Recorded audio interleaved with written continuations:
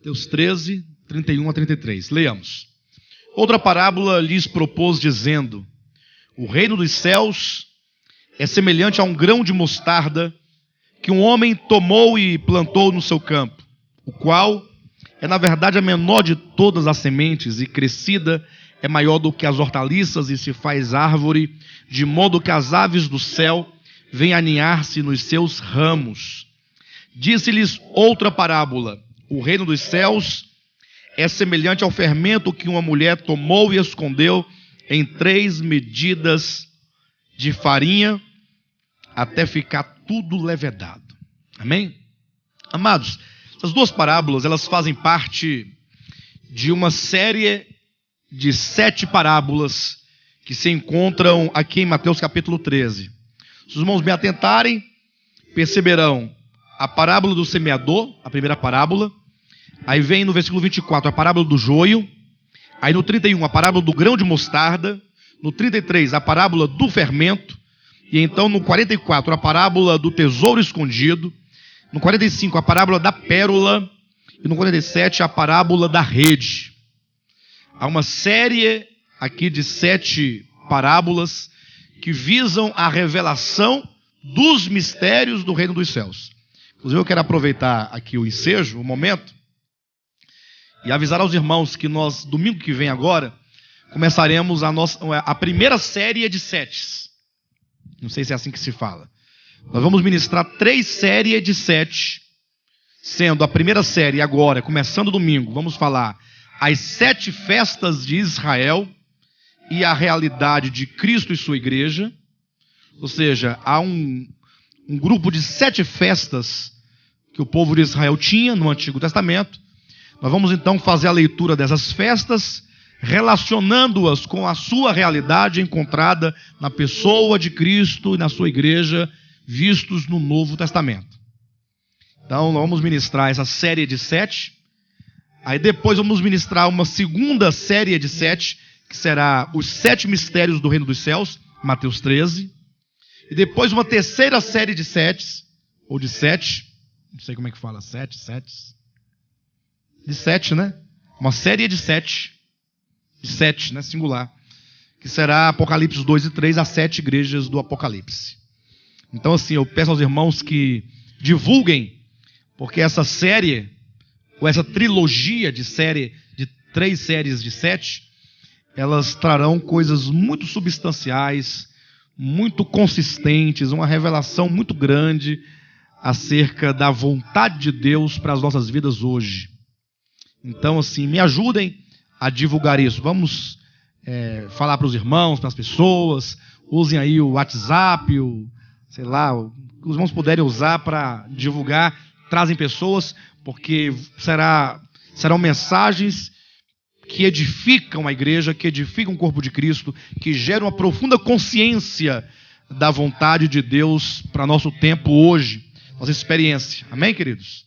Bem, então continuando aqui, lemos aqui então 2 parábolas, a parábola do grão de mostarda, a parábola do fermento. Alguém pergunta: pastor, vocês estão tratando de quê mesmo? Ou seja, qual é o tema que nós estamos agora tratando na quarta-feira? Estamos estudando de maneira geral o Apocalipse. Entretanto, agora, já há 3 ou 4 semanas, não posso precisar, estamos falando sobre a grande Babilônia, que se encontra em Apocalipse, capítulo 17 e capítulo 18. Ou seja, dentro do estudo do Apocalipse, estamos falando acerca da revelação do mistério, a grande Babilônia. Eu acredito que todos aqui, eu penso, em algum dia já ouviu falar acerca da grande Babilônia. Dentro das revelações do Apocalipse, isso porque o Apocalipse ele pode ser contemplado por vários ângulos. Por exemplo, você pode estudar o Apocalipse da seguinte perspectiva. O próprio Apocalipse ele coloca lá no capítulo 1, versículo 19: as coisas que viste, as coisas que são e as coisas que hão de acontecer depois destas. Essa é a estrutura principal mediante a qual se estuda o Apocalipse. Então, capítulo 1, as coisas que viste, capítulos 2 e 3, as coisas que são e as coisas que hão de acontecer depois destas, capítulo 4 até o capítulo 21. Mas há uma outra maneira de se estudar também o Apocalipse, haja vista que em 4 momentos no Apocalipse é dito que João foi arrebatado em espírito. Então, em 4 momentos. Capítulo 1, ele é arrebatado em espírito, ele é tomado em espírito, e ele tem então a visão dos 7 candeeiros de ouro, e com um cuidado sumo sacerdotal de Cristo, do Cristo glorificado. Então ele tem essa visão. Então no capítulo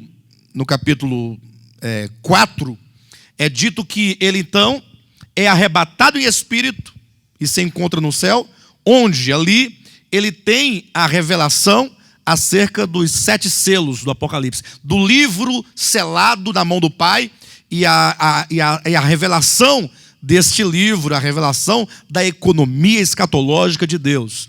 Esse é um segundo momento em que diz que João foi arrebatado. Então esses selos compreendem desde o capítulo 6 até o capítulo 16. É a segunda vez que é dito que João foi arrebatado em espírito. Então a primeira vez ele é arrebatado, tem a visão dos candeeiros de ouro e do sumo sacerdote. A segunda vez que ele é arrebatado, ele tem a visão daquele que está sentado no trono, do livro selado e do cordeiro que abre os seus selos, e consequentemente a revelação de todo o conteúdo daquele livro. A terceira vez em que se diz que João foi arrebatado em espírito, ele tem a visão da grande Babilônia, capítulo 17 e 18. Ou seja, Deus o arrebata em espírito para que ele contemple o que a Bíblia chama de Babilônia, a grande, o mistério. Escrito um mistério em sua testa, Babilônia, a grande. E ali fala de suas filhas, não é? Então houve um arrebatamento específico para que ele contemplasse a grande Babilônia. E a quarta vez então que ele é arrebatado em espírito, está no capítulo 21 de Apocalipse, e é dito que, sendo ele arrebatado em espírito, ele contemplou a nova Jerusalém, a noiva de Cristo, a esposa do Cordeiro, que descia do céu ataviada como noiva para o seu esposo. Então, pense comigo por um momento, como que o Apocalipse se estrutura nessa perspectiva quadridimensional, de 4 visões específicas que João teve. Olha como é uma maneira fácil de você olhar o livro do Apocalipse. Ele tem o primeiro arrebatamento e, portanto, a primeira visão, os 7 candeeiros de ouro. Quem estuda o Apocalipse não pode passar despercebido ao significado e realidade daqueles candelabros de ouro. Todo cristão precisa saber o que são aqueles candelabros de ouro. Tem que saber por que são candelabros, por que cada um se encontra em determinada cidade, Éfeso, Esmirna, Pérgamo, Tiatira, Sardes, Filadélfia, Laodiceia, o conteúdo da mensagem que o próprio Cristo traz a cada um daqueles candelabros, cada uma daquelas igrejas, como que o Senhor vai apresentando os desvios, as apostasias, os enganos, como que a igreja no eixo histórico haveria de sofrer vários desvios, e o Senhor então, não somente indicando e apontando esses enganos que a igreja receberia, esses desvios, mas sobretudo o Senhor então apontando o caminho do arrependimento, apontando o caminho de cada cristão individualmente que ouve a voz do Espírito, então poder atentar à voz do Senhor e então tomar o caminho de ser um vencedor. Todo cristão precisa de ter a revelação dos 7 candeeiros de ouro. Assim como João foi arrebatado em espírito e viu os 7 candeeiros, nós também precisamos de ver os 7 candeeiros. Lógico, João os viu num êxtase, como quem recebia aquela revelação. Nós não necessariamente teremos um êxtase, mas teremos a revelação, a visão, a compreensão daquela visão. O Apocalipse é para nós. Ele é dito na Bíblia que o Apocalipse é a revelação que Jesus Cristo deu aos seus servos. Então não podemos pensar como a maioria pensa, não, o Apocalipse é um livro muito confuso, muito complicado, é melhor deixar de lado, esquece isso aí, não vai dar em nada. Para disso. Deus é sábio. Revelação de Jesus Cristo, que Deus lhe deu para revelar aos seus servos as coisas que em breve devem acontecer. Só se pode caminhar seguro e firme, como quem de fato aguarda pela segunda vinda de Cristo, se você tiver a luz do Apocalipse, que te mostra a realidade do tempo presente, que te mostra os inimigos, que te mostra os enganos, e que te aponta o caminho da vitória. Primeira visão. Agora veja, a segunda visão, o segundo arrebatamento, que nós também devemos ter, é a visão do livro selado. Esse livro selado é o livro da economia de Deus, a economia escatológica. Ou seja, é a economia dos acontecimentos finais da história humana, que terão lugar durante os 7 últimos anos da história da humanidade, antes que Jesus Cristo venha à terra na sua segunda vinda, de forma pessoal, visível e corpórea.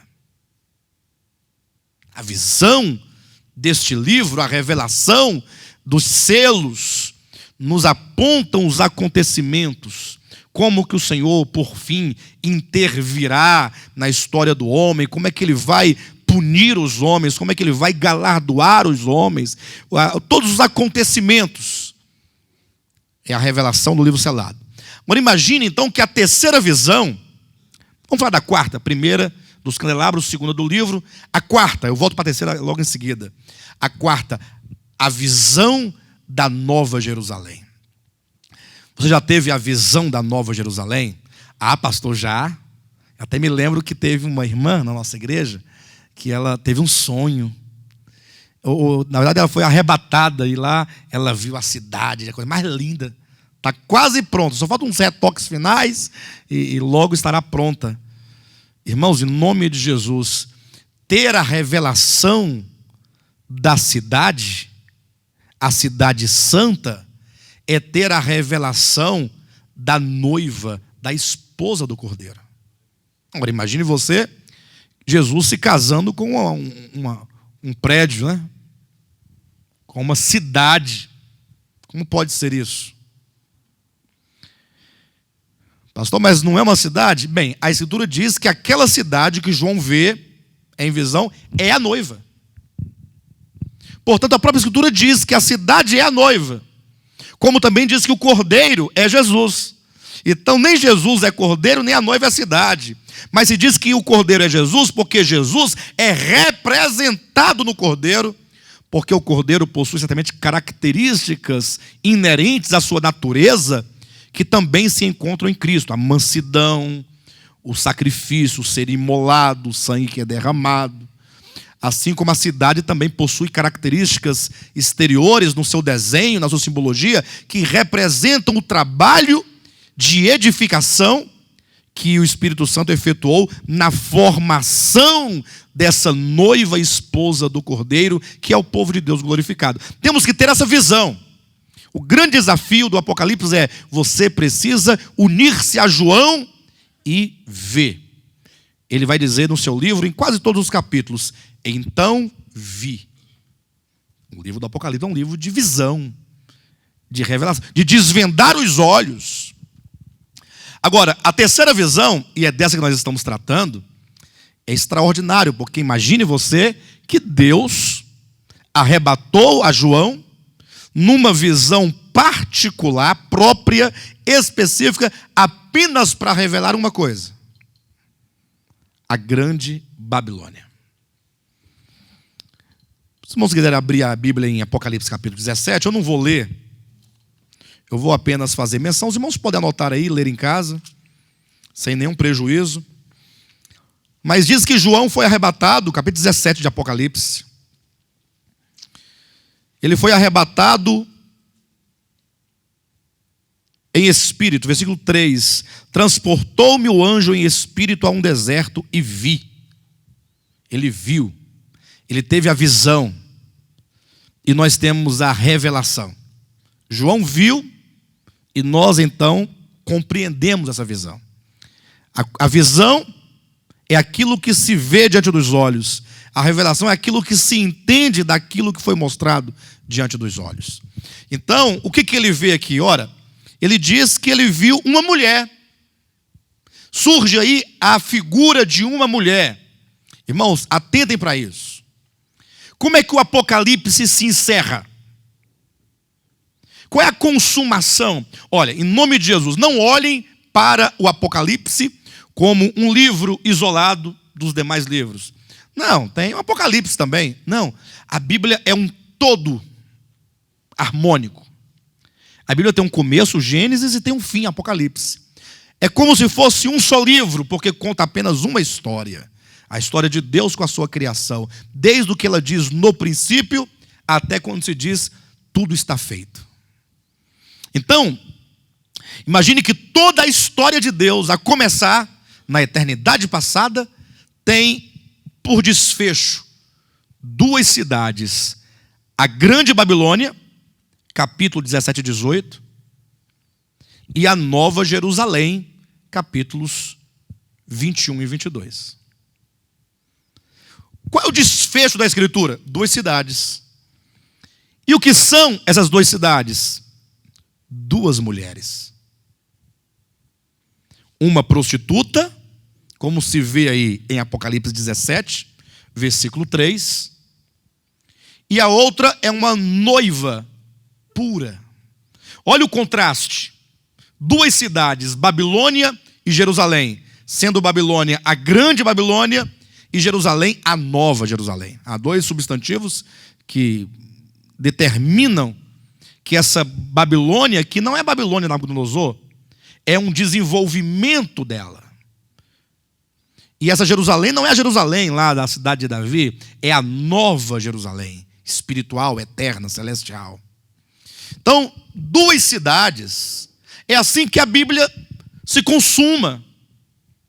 Se alguém que nunca leu a Bíblia, tomá-la para ler, e tirasse todos os nomes de livros que a dividem em 66 livros, e colocasse numa sequência, a pessoa iria lendo Gênesis, Êxodo, Levítico, sem saber dessas divisões, vendo-a como uma continuidade, e iria chegar ao final de toda essa história e ver que Deus consumou a sua história com duas cidades, Nova Jerusalém e a Grande Babilônia, que são, respectivamente, duas mulheres, uma prostituta e uma noiva. Qual é a razão disso? Qual é a razão disso?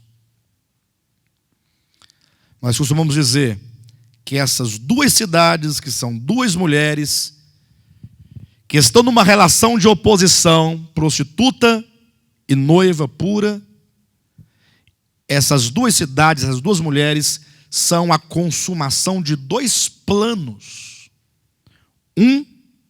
A Nova Jerusalém, é a consumação do plano divino. 2, a Grande Babilônia é a consumação do plano do maligno. Nunca, jamais ignore isto. Desde o começo de toda a história, há duas linhas paralelas, caminhando ao longo da história, lado a lado. Deus, de um lado, trabalhando, como está em João 5,17, meu Pai trabalha até agora e eu trabalho também. Ali o Deus Trino trabalhando incessantemente para levar a cabo o propósito eterno do seu coração mediante a sua economia. E, paralelamente, desde o começo, o maligno também trabalhando para levar a cabo os seus propósitos. Sabe qual é o grande problema nosso hoje? Nós quem? Nós, homens cristãos do século 21. É que, infelizmente, até por uma questão de herança mesmo, nós não fomos ensinados acerca do propósito de Deus e do propósito do maligno. As pessoas estão nas igrejas, para elas, se eles estiverem cantando, dançando e encenando nos teatros e nos congressos, está tudo bem. Eles querem se movimentar. Se tiver um movimento, um bom movimento, o que seria uma boa igreja hoje em dia? Uma boa igreja é a igreja que oferece ao povo um bom entretenimento e uma boa escapatória dos seus problemas. Se oferecer saúde e dinheiro para todo mundo, e houver também um meio social de entretenimento, o pessoal está feliz. É assim que se pensa. Entretanto, a Escritura nos mostra claramente que nós deveríamos ser orientados numa visão global, inserindo cada um de nós dentro da história do universo. Você precisa se situar na história como um componente de uma história que é maior do que você mesmo e maior do que o seu tempo. Ou seja, você não tem alternativa. Ou você está sendo edificado de acordo com a economia do maligno, ou você está sendo edificado de acordo com a economia de Deus. São duas cidades, são dois propósitos, são duas mulheres, né? Há duas direções bem específicas. Não tem meio termo. Eu sou neutro. Não tem. Então nós temos que atentar para isso. Até porque para entender Apocalipse 17 e 18, nós vamos ter que conectar a grande Babilônia com toda a história. Porque a grande Babilônia é o que é? Senão a glorificação daquilo que em Gênesis capítulo 10 e 11 se chama Babel. Então Babel, que progride e se desenvolve em Babilônia, e que chega então ao seu crescimento e maturidade final como a grande Babilônia. Babel, Babilônia, a grande Babilônia. É a consumação do projeto. Bem, nós já passamos por Gênesis capítulo 10 e 11, já passamos por Daniel capítulo 4, porque Daniel capítulo 4 nós temos lá o sonho de Nabucodonosor acerca do seu reino, Babilônia. E agora, ao chegarmos aqui, nós vemos o quê? No capítulo 17. Qual é a visão? Uma mulher vestida de púrpura e de escarlata, adornada de ouro, com um cálice em suas mãos, lembrando que dentro desse cálice de ouro está cheio de abominação e com as imundícias da sua prostituição, e que agora essa mulher prostituta, cheio do cálice da prostituição, nesse cálice, está dando a beber do seu cálice e embriagando os reis da terra. Todas as nações da terra estão embriagadas com o vinho do furor da sua prostituição. É uma mulher que está assentada sobre muitas águas, e o versículo 15 diz que as muitas águas são nações, povos e línguas. Portanto, essa mulher, ela é universal. E é dito também que essa mulher, ela está assentada sobre a besta, ela está assentada sobre, ou entre 10 montes, o versículo 9, né? Diz: aqui está o sentido que tem sabedoria, as 7 cabeças são 7 montes nos quais a mulher está sentada. Então, olhe para essa mulher. Essa mulher não aparece a primeira vez aqui em Apocalipse. Ela aparece em outros lugares da Escritura. Para vocês terem uma ideia, olha onde ela aparece aqui outra vez, ó. Apocalipse capítulo 2, versículo 20. Falando acerca da igreja em Tiatira. Tenho, porém, contra ti o tolerares que essa mulher, Jezabel, que a si mesma se declara o quê? Profetiza, não somente ensine, mas ainda seduza os meus servos a praticarem a prostituição e a comerem coisas sacrificadas aos ídolos. Então veja que falando aqui acerca da quarta igreja, isto é, da igreja de Jesus Cristo, num quarto período da história, é dito que havia ali simbolicamente a figura de uma mulher. Olha que a mulher do Apocalipse capítulo 17 é dito que ela é prostituta, que ela tem um cálice, que ela dará a beber aos homens do vinho da sua prostituição. Agora essa mulher aparece aqui com um nome simbólico de Jezabel. Tenho, porém, contra ti o tolerares que essa mulher. Então há uma mulher na história. Lógico, cuidado que não é uma mulher, cabelo comprido, sexo feminino. É um símbolo de algo. É um símbolo de algo. Até porque, quando se fala da sedução, do ato de seduzir, a melhor figura é a figura da mulher. Dizem que os homens são aqueles que mais que desenvolvem um papel mais forte numa relação, né? Mas na verdade, se as mulheres bem soubessem, elas é quem possui a maior força numa relação. Ela tem um poder de sedução e de fazer com que o indivíduo ande por caminhos, né, jamais pensados. É verdade. Então é por isso que a Bíblia sabiamente coloca essa figura da mulher, uma mulher simbólica. Pense nisso. E aqui diz que a igreja desse quarto século tolerava a presença de uma mulher chamada simbolicamente de Jezabel.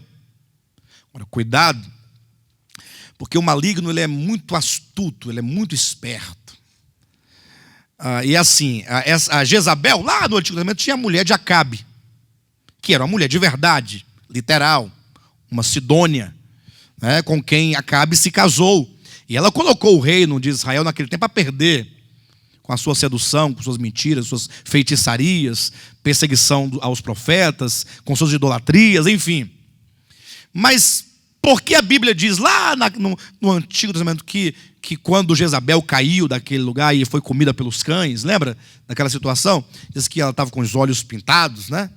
Os olhos pintados e tal. E aí, o que o maligno faz? O maligno sabe que se os cristãos entenderem o que essa mulher lá do Antigo Testamento, a mulher de Acabe, Jezabel, o que ela significa no âmbito da revelação divina, o maligno sabe que se o povo de Deus entender o significado de Jezabel, então o povo de Deus estará atento aos seus enganos e não cairá facilmente. Então o que ele faz? Como ele não pode arrancar da Bíblia essa figura, essa revelação, se bem que ele tentou destruir a Escritura por muito tempo, mas como ele não deu conta, porque ele não pode contra Deus, então ele pode minimamente fazer o quê? Levar os cristãos a ignorarem o significado de Jezabel, levando-os a pensar outra coisa acerca de Jezabel. Quando os crentes falam de Jezabel, sabe o que eles falam? É pecado pintar os olhos, viu? Não pode passar aquele negócio assim, ó, né, para o cílio ficar preto, e nem aquela tinta roxa que passa aqui em cima, porque Jezabel pintava os olhos. É tudo que os cristãos sabem sobre Jezabel. Tudo. Aí as mulheres ficam sem pintura nenhuma, pálida que só. Aquela boneca branca, pálida. Parece que já morreu há algum tempo, achando, não, eu estou me privando, ou melhor, eu estou me santificando contra o pecado de Jezabel. Como se a figura de Jezabel existisse na Escritura para falar da pintura de olhos. Não, tem nada a ver uma coisa com a outra. O que ela representa é espiritual, não diz respeito ao corpo. Tanto é que aquilo que foi Jezabel no tempo de Acabe prevalece como um espírito que vai percorrendo a história e que vem a ressurgir e se apresentar na história da igreja como uma profetisa que ensina. Olha aqui, olha de novo, capítulo 2 de Apocalipse, versículo 20. Tenho, porém, contra ti o tolerares que essa mulher, vírgula, Jezabel, vírgula, que a si mesma se declara o quê? Ora, por que se diz a si mesma se declara profetisa? Porque diz a si mesma. Porque ninguém que seja um verdadeiro profeta se autodeclara profeta. Ninguém diz, a partir de hoje eu sou profeta. Eu vou ensinar agora, vou falar por Deus, vou profetizar. Não, é Deus quem constitui os seus profetas. É Deus quem constitui os profetas. Agora, se Deus constitui seus profetas, então é possível que alguém se apresente, alguma instituição se apresente, ou alguma pessoa se apresente como profeta, sem que Deus lhe tenha designado para tal ofício. É alguém que se autodeclara, que se faz a si mesmo profeta, e que agora sai ensinando, em nome de Deus, sem ter sido por ele designado. Nós vamos ter uma ideia. Apocalipse capítulo 2, versículo 2. Conheço as tuas obras, tanto o teu labor como a tua perseverança, e que não podes suportar homens maus, e que puseste à prova os que a si mesmos se declaram apóstolos e não são, e os achaste mentirosos. Mais uma vez, os que a si mesmos se declaram apóstolos. Isso é um problema, Porque a si mesmo se declarar apóstolo é se colocar na posição de proeminência diante da igreja, haja vista que Deus, ou que seja o Espírito Santo, concedeu primeiramente apóstolos. 1 Coríntios capítulo 12, versículo 28. Primeiramente. Então, quando alguém se faz apóstolo, ele reivindica para si esse primeiro lugar, aquele que tem a posição e a revelação e a condição de determinar o que é a verdade de Deus. Os irmãos percebem o quanto que é grave essa questão do apóstolo. O apóstolo de Deus, ele está em primeiro lugar. Isso porque a igreja é edificada no fundamento dos apóstolos. Então você tem que tomar cuidado com os apóstolos. Não com os apóstolos do Cordeiro, mas com todos aqueles que se dizem apóstolos. Então a coisa mais sensata seria você perguntar: você é apóstolo?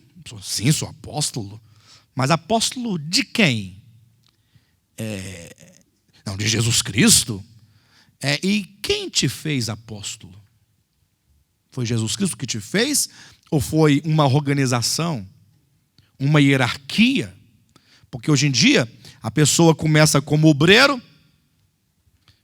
para então ser um co-pastor, para chegar a pastor, vai subir nos degraus, para chegar a bispo e chegar a apóstolo. E já tem ainda depois pai apóstolo e já tem patriarca.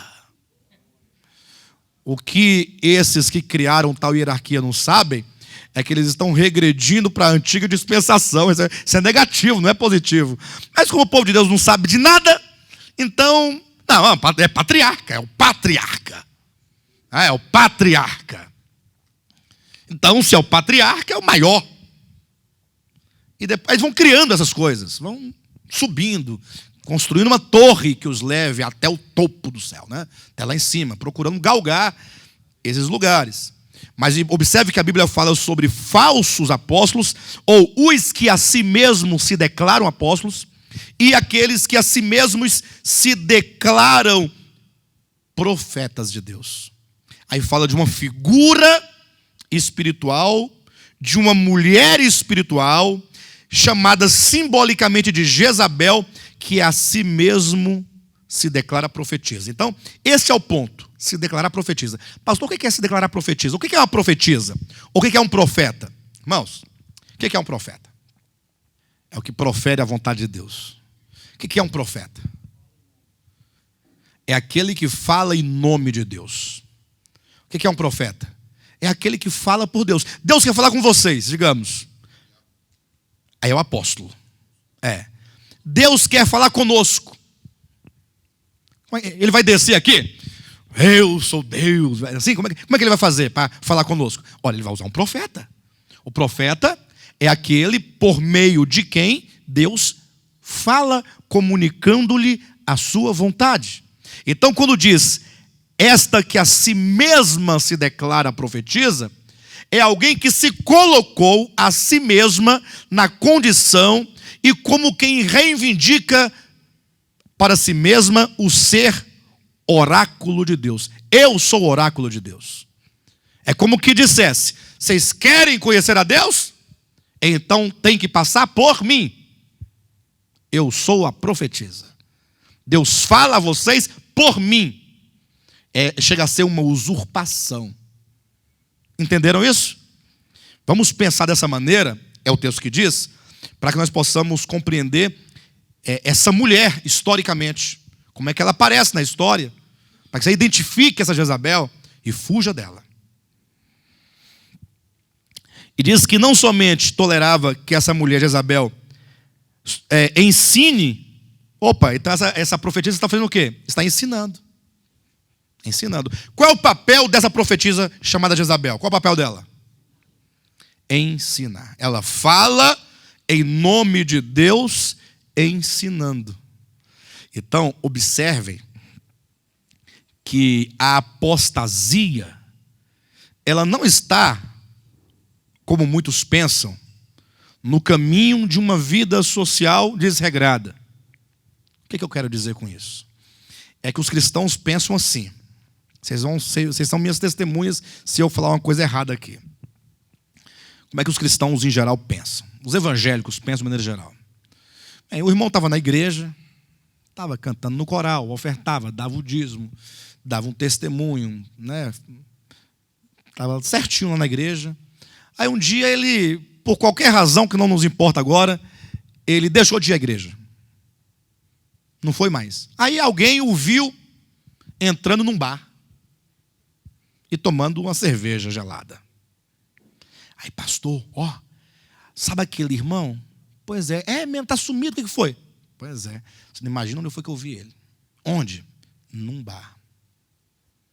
Ixi, o irmão desviou.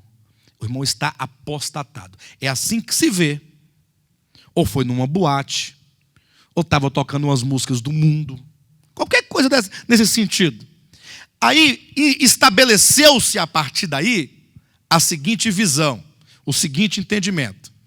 Se você está na igreja, cantando e vivendo aquela vida, você não está desviado, você está na presença de Deus. Mas, se você está num bar, você está desviado. É assim ou não é assim que se vê a questão do apostatado, do desviado? Entretanto, quando a Bíblia fala do engano, da apostasia, a Bíblia coloca em termos sagrados. Imagine que o desvio está aqui na presença de uma profetisa. Quem é que vai falar que aqueles que seguem a profetisa estão desviados? Não, o que segue a profetisa está na presença de Deus, que ele segue a profetisa. A profetisa está ensinando. E ele está obedecendo. Ele está seguindo. Então, teoricamente, ele não está desviado. Está na presença de Deus. E aí se esquecem de observar que quando a Bíblia fala da apostasia, não está dizendo de práticas sociais do mundo cotidiano no qual nós vivemos. Não. Isso está muito mais vinculado à questão cultural do que outra coisa. Tanto é que, se você observar as muitas culturas, cada uma tem comportamento diferente. O que aqui no Brasil é aceitável no meio cristão, talvez não seja aceitável em outra cultura. Ou seja, o pecado chamado na igreja, na sua maioria, são pecados culturais. E para Deus não tem pecado cultural. Pecado é pecado em qualquer lugar. Mas os homens confundem com as práticas culturais. E se esquecem de perceber que o engano, ele se apresenta numa roupagem espiritual.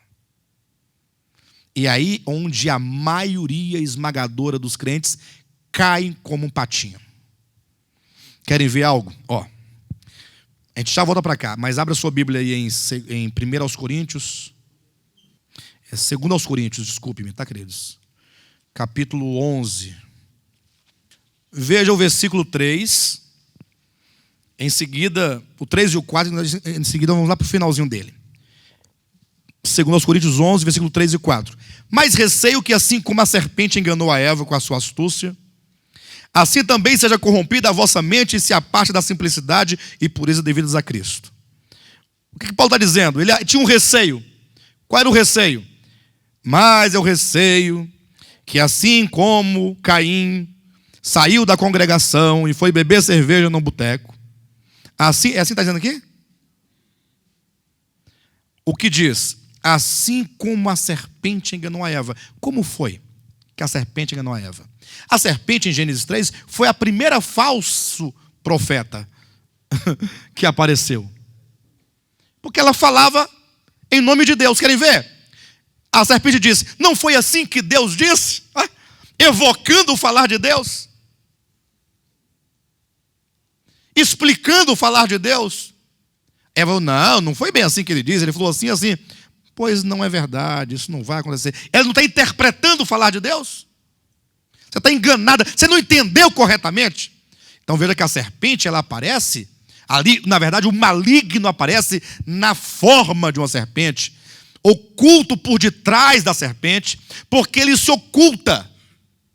Não pensa você que o diabo vai chegar para você, chegar na sua casa de rabo, de chifre, de unha grande, de olho com fogo, assim, pois é, eu sou o Satanás. Eu vim aqui destruir sua família, roubar sua fé. Não vai fazer isso. Se ele sim fizer, você vai repreendê-lo imediatamente. Ninguém quer nada com capeta. Então, como ele faz? Está aqui, ó. Capítulo 11, versículo 13.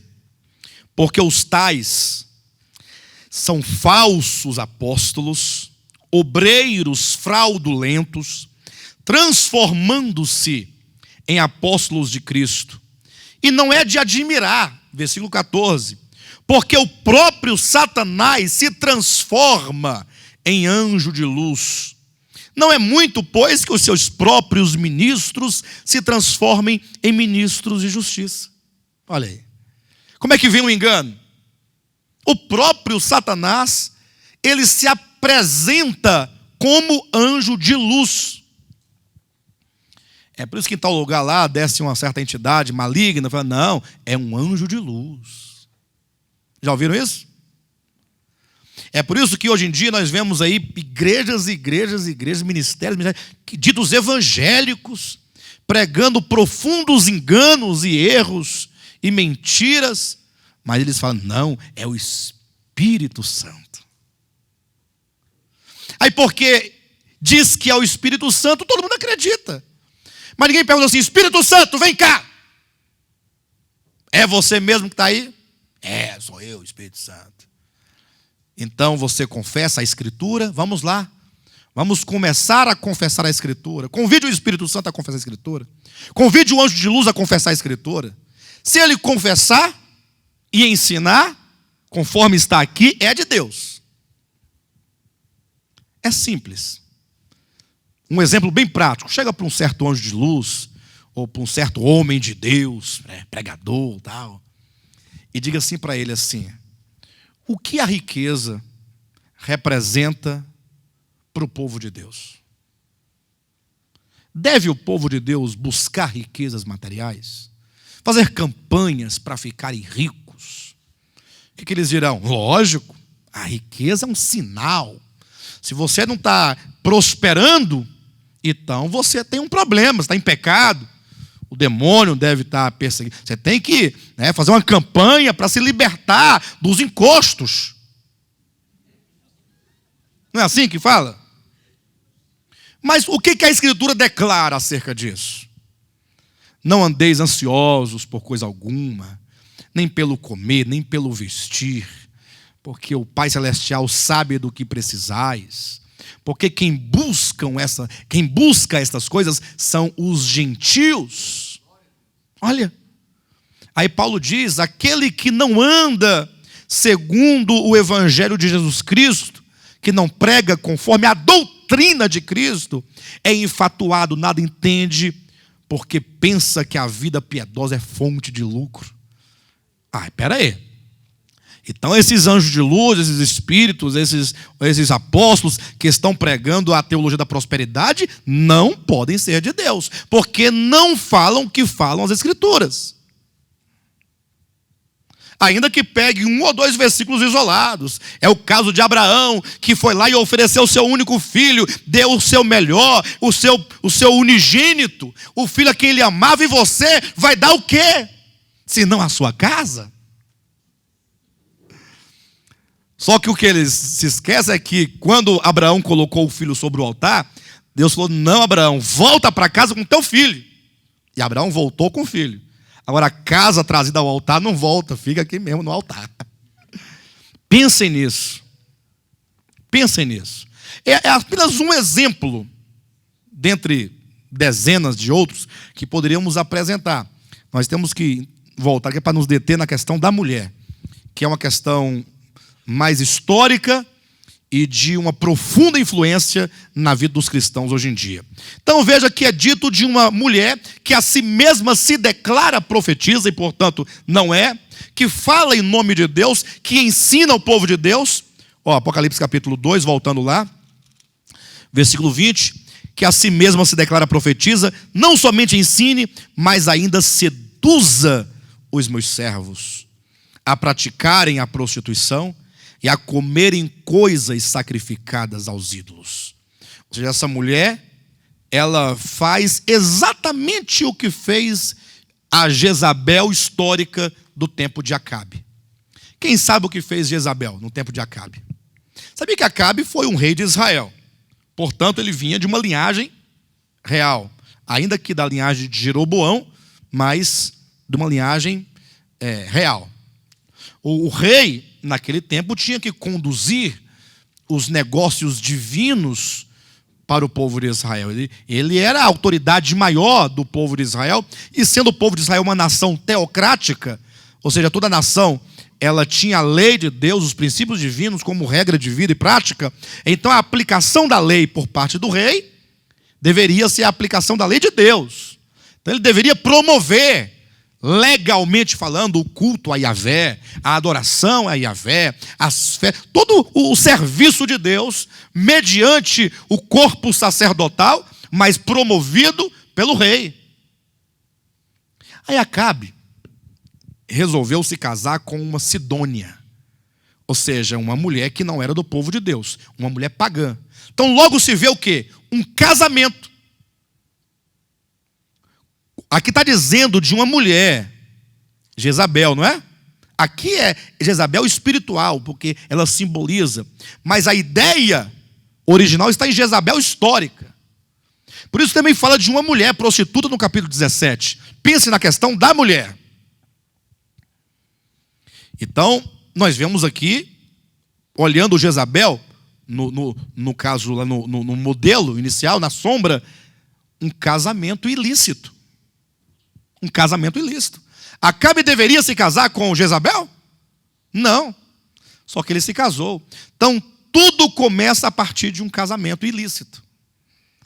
Acabe não deveria se casar com Jezabel. Porque se casou, o problema entrou no meio do povo de Israel. Essa mulher, por ser pagã, logo trouxe os ídolos do paganismo para dentro do povo de Israel. Logo seduziu a Acabe para construir o quê? Altares e templos de ídolos em todo Israel para os seus deuses. Para cada um de seus deuses havia ali um templo. Nas montanhas estavam os postes ídolos lá sobre as árvores frondosas. E o povo de Israel foi se contaminando com aquele engano, com aquela apostasia.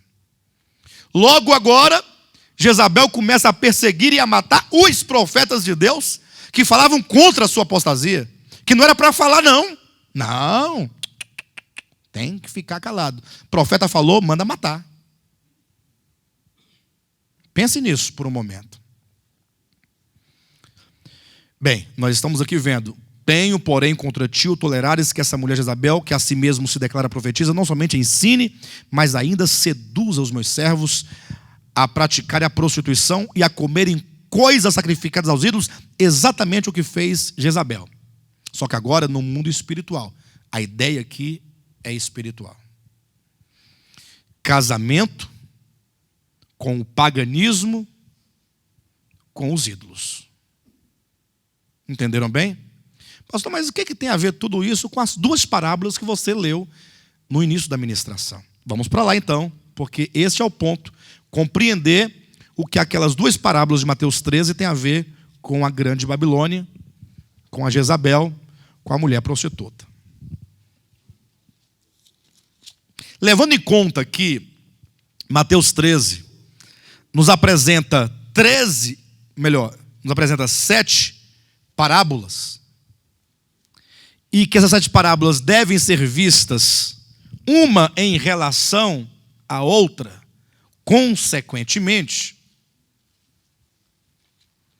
nós temos aqui a revelação da igreja enquanto o reino dos céus. É Jesus Cristo, por meio de suas parábolas, revelando profeticamente como é que seria a trajetória da sua igreja. Então nós estamos aqui exatamente na 3ª e 4ª parábola, que por incrível que pareça correspondem à 3ª e 4ª igreja de Apocalipse 2 e 3. Até porque aqui na primeira parábola que lemos, a parábola do grão de mostarda, E seria até melhor, talvez, nós lermos a ideia aqui, somando as três parábolas: a parábola do joio, do grão de mostarda e do fermento. Por quê?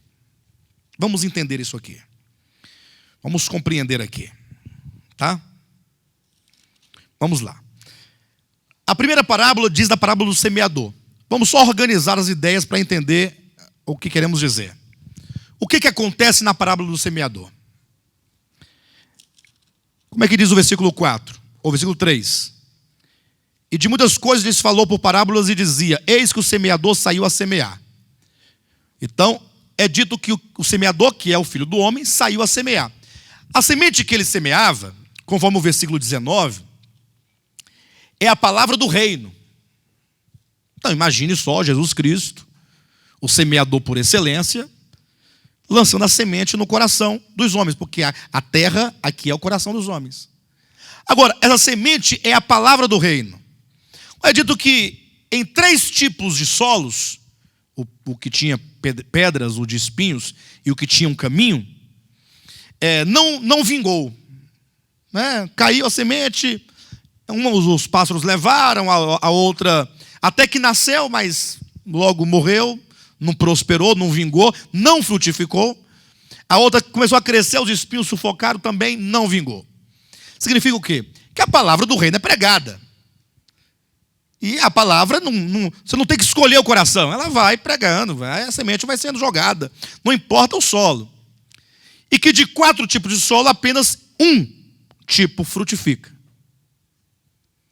Fala daqueles que genuinamente receberam a palavra no coração, e em cujo coração frutificou.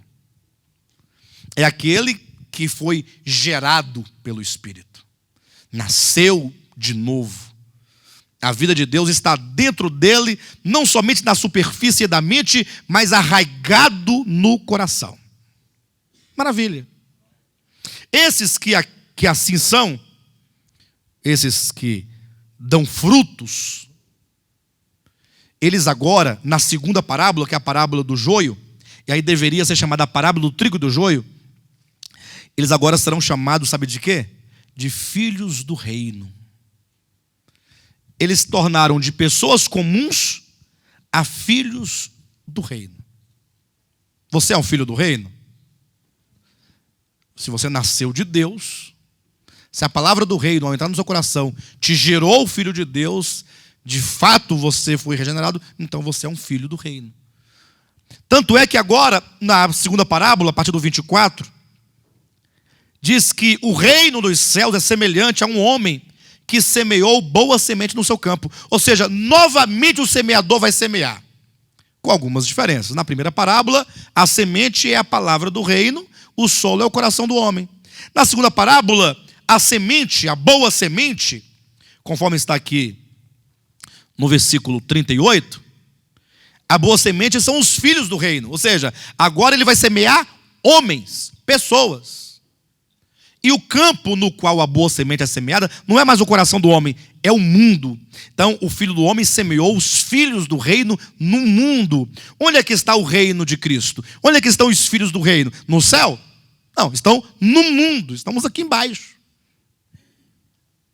E aí começa a luta do maligno contra o propósito de Deus. É isso que eu quero que os irmãos entendam. Olha que coisa bonita. O semeador foi lá, semeou, e aqueles em cujo coração frutificou a semente, agora são filhos do reino. Bom, né? Beleza. Segundo passo, agora ele vai plantar os filhos do reino na terra, no mundo, no campo. Também é bom. É uma grande seara de Deus. Maravilha. Devemos crescer agora e produzir frutos. Mas aí começa o trabalhar do maligno. É dito que enquanto os homens dormiam, veio um inimigo e semeou o joio. E aí começa. Entenda, abra seus olhos, abra seu entendimento, compreenda isto. O maligno tomou a primeira providência de plantar no mundo o joio. O que é o joio? Versículo 38. O campo é o mundo. A boa semente são os filhos do reino. O joio são os filhos do maligno. Sabiam que há filhos do maligno plantados no campo? Quem sabia disso? Bem, vocês sabiam. Mas agora, quantos atentaram para isso? O que é atentar? Não é apenas saber. Não, todo mundo sabe do joio. A história do joio é mais velha que não sei o quê. Todo mundo sabe do trigo e do joio. Até porque os pastores costumam usar o trigo e o joio, essa parábola, para falar quando ele não está muito satisfeito com algum grupo de irmãos. Pois é, tem um joio no nosso meio, né? Aí ele vai olhando, porque o irmão começou a fazer algumas perguntas, né? Por que a Bíblia diz uma coisa e nós fazemos outra? Ô irmão, cuidado com o joio no nosso meio, né? Quantos atentaram para o fato, em nome de Jesus, entenda isso, atentaram para o fato que o diabo, ele tomou uma atitude, falou assim, bem, se Jesus semeou na terra, no mundo, os filhos do reino, eu vou semear os meus filhos também. Você já parou para atentar para isso? Você abrir os olhos e abrir bem as orelhas e ficar atento? Porque os filhos do maligno, eles se parecem com os filhos de Deus. E por que eles se parecem? Porque eles se vestem semelhantemente, de paletó e gravata. Eles também fazem longas orações, fazem longos jejuns. Eles gritam como todos gritam. E falam palavras estranhas como todos falam. Então, como se costuma julgar as pessoas pela aparência, logo fala assim, bem, é um homem de Deus. Porque ele acabou de chegar do monte, ficou 40 dias no monte, subiu com um tambor d'água nas costas. Ficou lá esse tempo todo, e agora desceu de lá para cá, e está trazendo um lenço benzido que vai resolver os seus problemas. Ou vendendo um copo d'água mineral por R$1.000. Pensa nisso, povo de Deus. Pensa nisso. Pastor, mas você não pode ir de encontro a tantos testemunhos maravilhosos que Deus tem feito. Bem, se Deus tem feito, eu não sei. E se Deus fez, glória a Deus, de uma coisa eu tenho certeza, absoluta. O nosso mestre nos ensinou dizendo, de graça recebestes, de graça dai. Começa o princípio daí. Segundo, nós somos orientados por todo o Novo Testamento a andarmos por fé, não por vista. E a fé que se propaga hoje em dia é uma fé que só se pode ser fé se vê. Porque se nunca vê, não pode ser fé. É muito estranho. Os irmãos já pararam para pensar e perceber que o maligno semeou no meio do trigo o joio. Então a primeira coisa que acontece, há uma mistura. É difícil você hoje em dia perceber exatamente quem é quem. Começa por aí. Começa com uma simples mistura. Simples mistura. Não se lembram que, num dado momento da história, a igreja, ela, embora pequena, mas estava crescendo, de maneira que chamou a atenção de um homem chamado Constantino. E então, o imperador romano, logo ele percebeu, o seu império estava caindo, né? Estava se dilacerando, perdendo poder, e ele percebeu que os cristãos estavam crescendo muito, e logo ele teve uma ideia. Eu tenho que me unir a quem pode, a quem tem poder. Esse povo está crescendo, então, e como também tem aqui o poder temporal, ou melhor, o poder espiritual, se eu tiver aqui nas minhas mãos o poder espiritual e o temporal juntos, e a primeira coisa que ele faz é ele próprio ingressar como um cristão, declarando-se cristão, como incentivou a muitos romanos e todos que estavam no seu reino, no seu império, a se tornarem cristãos, a troco de presentes, a troco de cargos públicos, a troco de muitas coisas. Ou seja, começa uma infiltração de pessoas no seio do povo de Deus, como se fossem filhos de Deus. Irmãos, não se pode promover crescimento dessa maneira. A única maneira do povo de Deus crescer é por meio de pessoas que nascem de novo, que nascem do Espírito, que nascem do alto. Não há outro meio. Não adianta você fazer oferta, liquidação, prometer. Agora, é lógico, hoje em dia tem um tanto de gente no meio do povo de Deus que lá estão por vários motivos, não necessariamente o novo nascimento. Isso é um grande problema. Mas assim Constantino fez, né? Até porque logo as pessoas querendo ganhar o prestígio do rei, do imperador, foi agregando. Então muitos que não eram filhos de Deus começaram a ser vistos como tais. Mas não para por aí. A segunda parábola, ou melhor, a segunda nessa sequência de joio, mostarda e fermento, né? Mas no caso a terceira parábola fala do grão de mostarda. E aí fala de uma semente pequena, que é uma hortaliça. Essa é a característica, é uma hortaliça. E que ela cresceu desmedidamente, porque ela transformou-se, ela se faz árvore. E aqui é um detalhe, porque a maioria dos estudiosos, quem tiver uma Bíblia de comentário, ao ler o comentário vai perceber que a maioria dos estudiosos da Escritura, eles interpretam a parábola do grão de mostarda, como a parábola do fermento, como sendo coisas positivas. O reino de Deus é como uma sementinha pequenininha que um dia vai ser uma grande árvore, que vai encher toda a terra, coisa gloriosa. E aí é daí que partem os amilenistas, que pregam que não há um reino de Cristo vindouro na sua vinda. Não, pelo contrário. Eles dizem que o reino já é agora. Que a igreja começou como uma sementinha, mas que logo, logo ela vai ganhar a terra e vai se transformar numa grande árvore.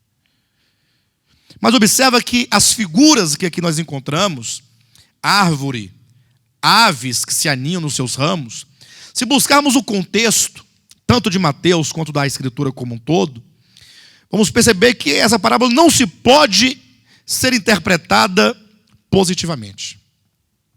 Isso porque essa grande árvore ela aparece primeiramente lá em Daniel capítulo 4, ao referir-se ao reino de Nabucodonosor.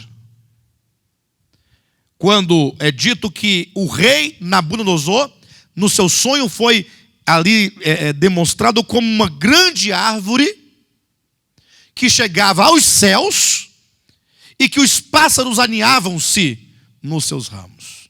A árvore é Babilônia. E se nós ainda lermos aqui no próprio contexto de Mateus, quando fala das aves que comeram aquelas sementes, é dito que as aves são os demônios. Por isso nós temos a ideia de uma grande árvore aninhada de demônios, os demônios e anjos caídos nos puleiros das árvores. Por isso que nós vamos encontrar, por exemplo, abre lá em Apocalipse capítulo 17, versículo 2, referindo-se à grande Babilônia, diz assim, olha: então exclamou com potente voz, dizendo: caiu, caiu a grande Babilônia, e se tornou o quê? Morada de demônios, olha, e covil de toda espécie de espírito imundo, e esconderijo de todo gênero de ave imunda e detestável. Aí vamos imaginar, vamos ler a Bíblia como um todo, não ler a Bíblia fracionalmente, não. Daniel capítulo 4, Babilônia, ali na pessoa de Nabucodonosor, como uma grande árvore, toda aninhada de pássaros. Aí vem a parábola do grão de mostarda, que sendo uma hortaliça, se faz árvore. Então ela passou por um processo de transformação interior, a ponto de deixar de ser hortaliça para ser uma grande árvore. E os pássaros se aninham nela. Aí chegamos aqui em Apocalipse 17, 18, a grande Babilônia, e aí vem a grande Babilônia como uma grande torre que caiu, que desabou, e que se tornou covil de toda espécie de espírito imundo, esconderijo, de todo gênero de ave imunda e detestável. cheia de demônios. Então, olhando historicamente, profeticamente, essa parábola do grão de mostarda, nós vemos aqui o momento histórico em que a igreja, atenção, quando se casou com Roma, esse casamento histórico se deu quando o imperador Constantino declarou que o cristianismo seria agora a religião oficial do seu império. Houve um casamento. Por isso que é dito lá na terceira igreja, em Apocalipse capítulo 2, a igreja em Pérgamo. E Pérgamo quer dizer casamento. Por isso que é dito lá da mulher de Acabe, que ao casar-se com Acabe, quando Jezabel casou-se com Acabe, houve um casamento do santo com o profano, dos propósitos divinos com os propósitos malignos. A igreja, historicamente, quando ela se casa com Roma, há um casamento das coisas divinas com as coisas pagãs. O paganismo entrou no seio da igreja quando houve o casamento da igreja com o Estado, da igreja com a política. E quando então houve esse casamento, o que aconteceu? A igreja, outrora tão frágil, tornou-se a maior potência do mundo político-religiosa. Por isso que a igreja romana, por 1000 anos intensos, governou sobre toda a terra. Todos os reis comiam na mão dessa igreja.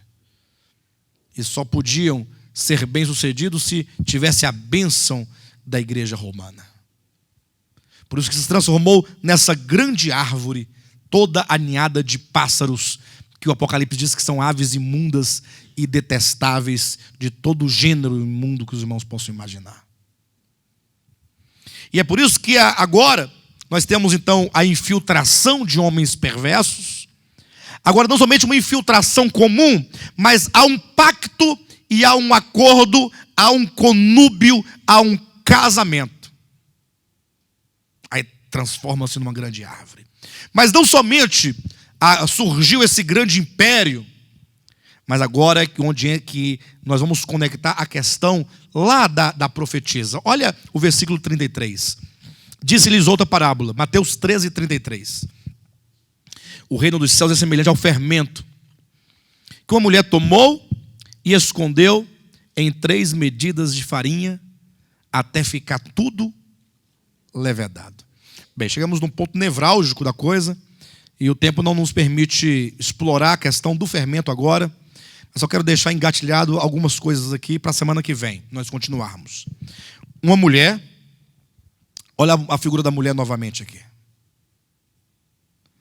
que agora, diante de 3 medidas de farinha, ela tem uma atitude de maneira oculta, introduzir secretamente o fermento.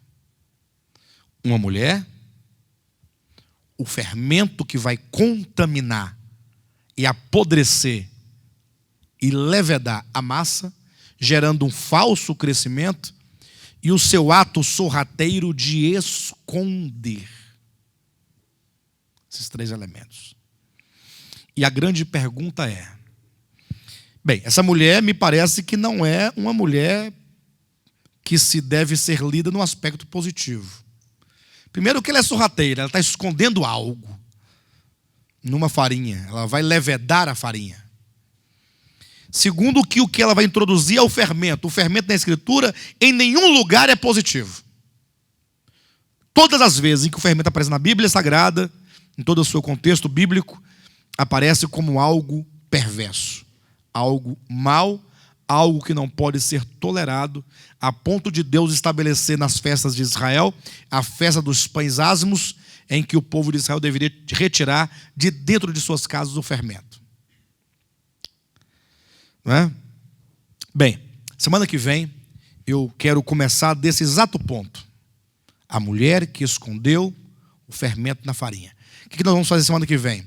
Nós vamos entender o que é o fermento, de acordo com a simbologia bíblica e pela Bíblia. E ao entendermos, nós vamos identificar o momento histórico em que essa mulher, chamada Jezabel, introduziu tal fermento na massa. Razão porque ela inchou tanto, ficou tão grande e encheu toda a terra.